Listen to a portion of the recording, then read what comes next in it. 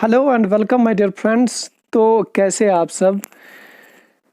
हम अपने स्टूडेंट्स को बताना चाहते हैं कि हमने आज से जियोग्राफी की जो लेक्चर सीरीज़ है वो स्टार्ट करनी शुरू की है।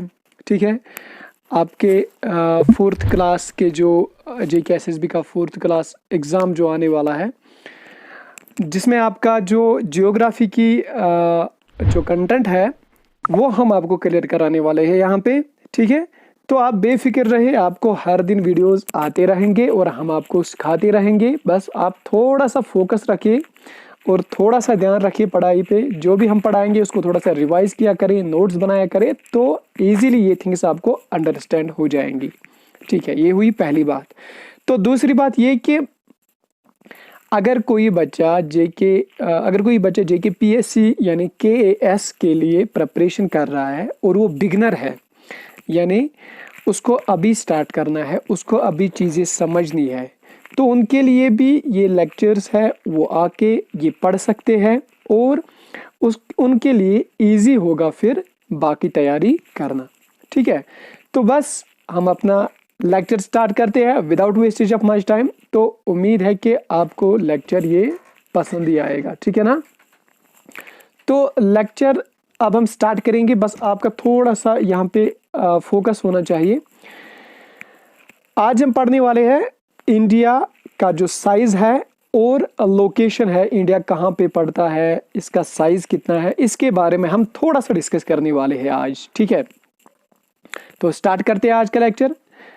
तो लिखा है यहाँ पे कि latitude 8 degree 4 minutes north to 37 degree 6 minutes north. ठीक है, यानी इंडिया कहाँ पे पड़ता है। अगर आपको कभी, फॉर एग्जांपल, हम अपने स्टूडेंट्स को ऐसे समझाएंगे कि अब आप स्पेस में ट्रैवल करते हैं, यानी आप एरोप्लेन में हैं या किसी पैराशूट में हैं, तो आपको एक घड़ी होती है जिसको हम कंपास कहते हैं, घड़ी टाइप ही होता है वो। ठीक है, इसमें भी एक नीडल होती है जो आपको एग्जैक्ट लोकेशन दिखाती है आप कहाँ पे हो। अगर आप स्पेस में हैं, अगर आप पैराशूट में हैं या आप एरोप्लेन में हैं और आपको वो सुई, वो घड़ी की वो नीडल दिखाती है 8 degree 4 minutes north and 37 degree 6 minutes north, इन्हीं के बीच में अगर आप कहीं पे हैं तो आप समझ लीजिएगा कि आप हिंदुस्तान में हैं, आप इंडिया में हैं। ठीक है, सो इंडिया कहाँ से कहाँ तक फैला हुआ है, 8 degree 4 minute north to 37 degree 6 minute north. लेकिन अब यहाँ पे बच्चे कंफ्यूज होंगे, बोलेंगे सर ये लैटिट्यूड क्या होता है, ये 8 डिग्रीज क्या होता है, ये नॉर्थ क्या होता है। ठीक है, तो बिल्कुल भी आपको निश्चिंत रहना है, आपको कोई भी फिक्र करने की जरूरत नहीं, हम आपको यहाँ पे सारा समझाएंगे। ठीक है, अब ये आपको थोड़ा सा फैक्चुअल याद रखना है एग्जाम पॉइंट ऑफ व्यू से कि इंडिया का जो लैटिट्यूड है वो कहाँ से कहाँ तक पड़ता है। तो आपने याद रखा कि 8 degree 4 minute north to 37 degree 6 minute north, यहाँ से इंडिया का लैटिट्यूड आता है। अब अगर हम लॉन्गिट्यूड की बात करें तो इंडिया का जो लॉन्गिट्यूड है वो 68 degree 7 minutes east to 98 degree 25 minute east आता है। बस ये 2 पॉइंट आप याद रख लीजिए। अब हम आपको समझाएंगे कि लैटिट्यूड क्या होता है और लॉन्गिट्यूड क्या होता है। ठीक है ना बेटा, ओके। तो आते हैं हम लैटिट्यूड्स पे। पहले तो अपने स्टूडेंट्स को बताना चाहेंगे कि लैटिट्यूड की डेफिनेशन पहले देखो बेटा। Latitude is an angular distance of a place from the equator. ठीक है ना, क्या फिर से रिवाइज करेंगे। A latitude is an angular distance of a place from the equator. ठीक है ना बेटा, देखो अब ये चीज क्या होता है, बाद में हम डेफिनेशन भी लिखाएंगे आपको, लेकिन आप थोड़ा सा यहां पे समझिए कि लैटिट्यूड क्या होगा। देखो बेटा, आप समझ लीजिए कि अर्थ है, जो मैं यहाँ पे दिखा रहा हूं आपको, दीज 2 बॉल्स हाउस, ये जो 2 टुकड़े हैं, एक बाल के जो 2 टुकड़े हैं। हमने बॉल क्यों लिया यहाँ पे, क्योंकि आप कंसिडर करो earth is a spherical, earth is a spherical in shape. ठीक है ना बेटा, ये किसने बोला था पहले, ये क्वेश्चन भी आपके एग्जाम में आ सकता है। Who first of all stated that earth is a spherical in shape, तो वो थे, शाबाश, एरिस्टोटल। एरिस्टोटल साहब ने बोला कि earth is spherical in shape. तो ठीक है ना बेटा, तो इसी वजह से हम यहां पे आपको दिखाएंगे कि अर्थ एज ए बॉल, और इस बॉल को हमने बीच में दो टुकड़े किए हैं। देखो बेटा, ये जो आपको यहां पे दिखता है ना, दिस इज सेंटर, ठीक है। और साइंटिस्ट्स ने क्या किया काम, उन्होंने अर्थ को बिल्कुल बीच में से एक लाइन खींची, एक लाइन ड्रॉ की, ठीक है। और इस लाइन को उन्होंने नाम रखा इक्वेटर। तो बेटा क्या चीज है अब इक्वेटर? इक्वेटर वो लाइन है जो सबसे बड़ी, यानी that is the diameter of the earth. Equator is the diameter of the earth, equator is the largest line in the earth, ठीक है। और इक्वेटर जो बीच की लाइन है ना बेटा, बिल्कुल सेंटर की जो लाइन है अर्थ की, उसको नाम रखा गया इक्वेटर, ठीक है। यहां तक तो समझ आया हमें सर, लेकिन सर लैटिट्यूड क्या होता है?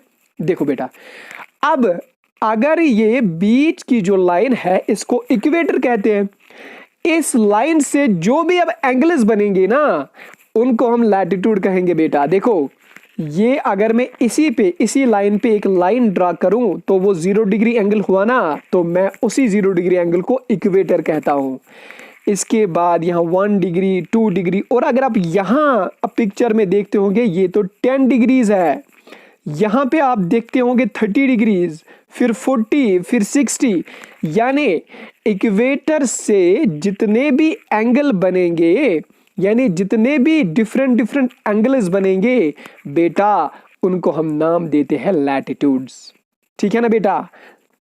तो समझते हैं हम यहां पे। अब देखो बेटा, मैंने आपको क्या पढ़ाया, इंडिया कहां पे लाई करता है, अर्थ पे इंडिया कहां पे है, 8 degree 4 minute north to 37 degree 8 minute north पे इंडिया लाई करता है। देखो बेटा, लैटिट्यूड का कंसेप्ट तो यहाँ पे आपको समझ आया। अब मैं आपको यहाँ पे दिखाता हूँ। देखो बेटा, यहाँ पे मैंने कॉन्टिनेंट्स दिखाए हैं आपको। ये है नॉर्थ अमेरिका, कितने कॉन्टिनेंट्स है? 7 कॉन्टिनेंट्स। कॉन्टिनेंट्स का मतलब होता है लैंड मासेस, ठीक है।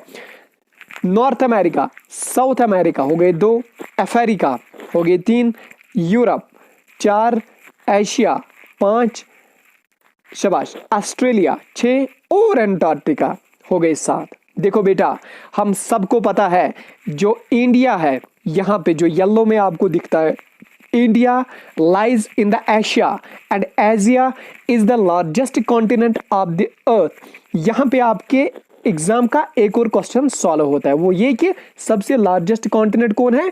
वो है एशिया। और इसी एशिया में एक बड़ी सी कंट्री है जिसको हम नाम देते हैं इंडिया, जो आप यहां पे देखते हो जो येलो कलर की है।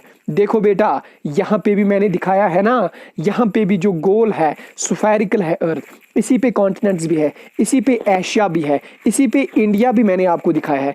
देखो बेटा, ये बिल्कुल ये जो लाइन है ना, दिस इज इक्वेटर, ये इक्वेटर की लाइन है, सॉरी ये नहीं, यहां पे इक्वेटर है।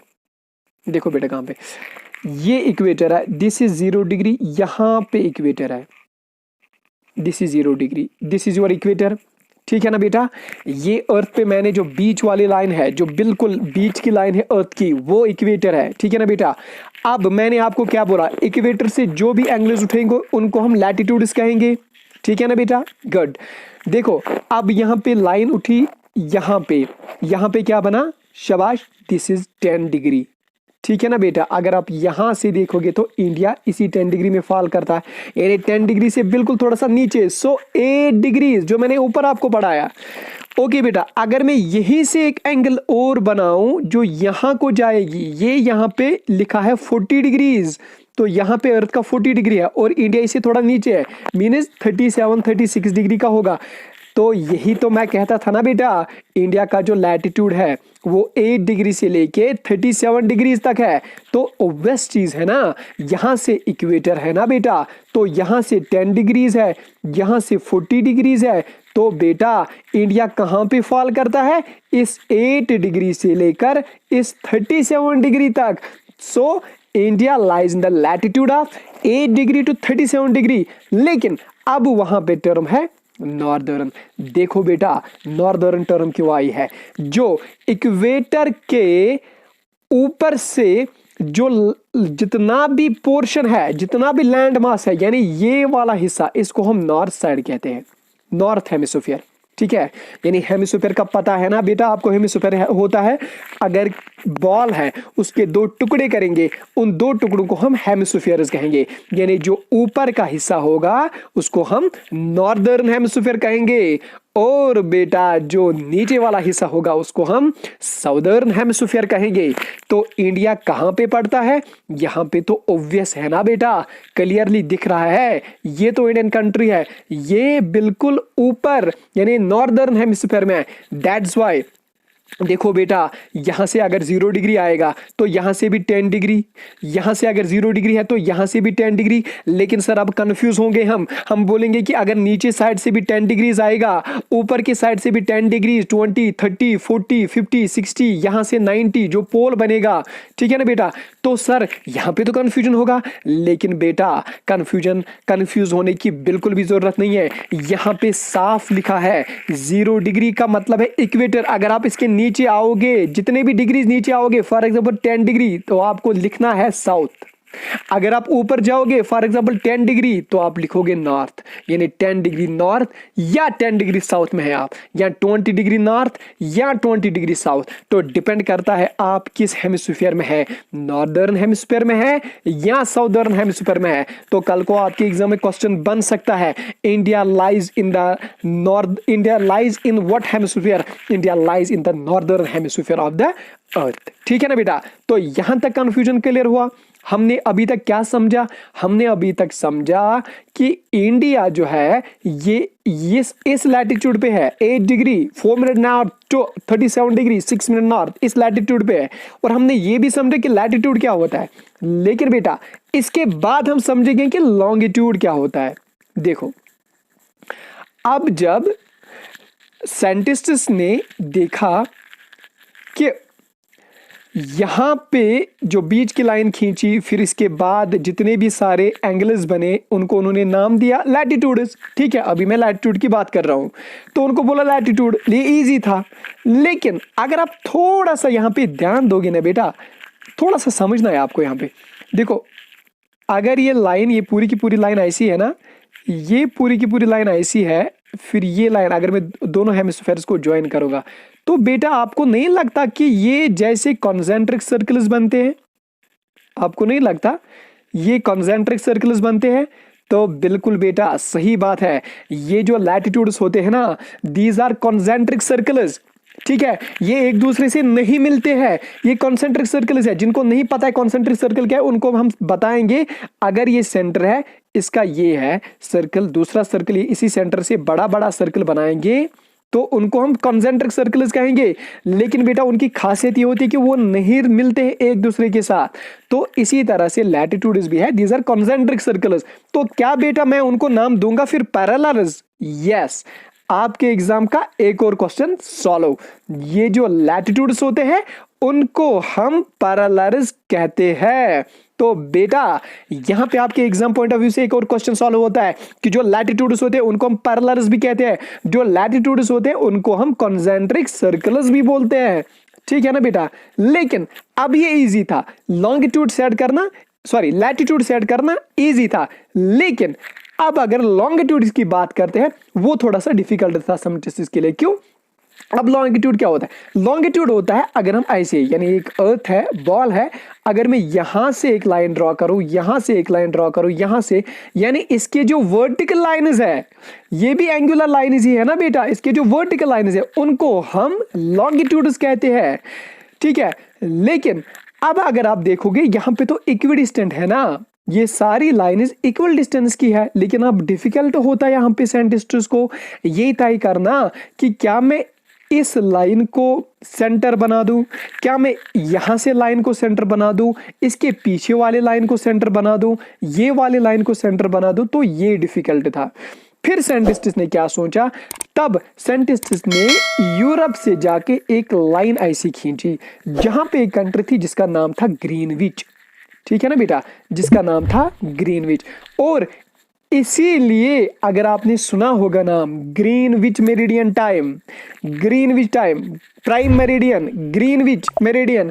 ठीक है, तो इस वाली लाइन को हमने नाम दिया, जो लाइन बिल्कुल ग्रीनविच से गुजरी ना, उसको हमने नाम दिया ग्रीनविच मेरिडियन। लेकिन अब बच्चे कंफ्यूज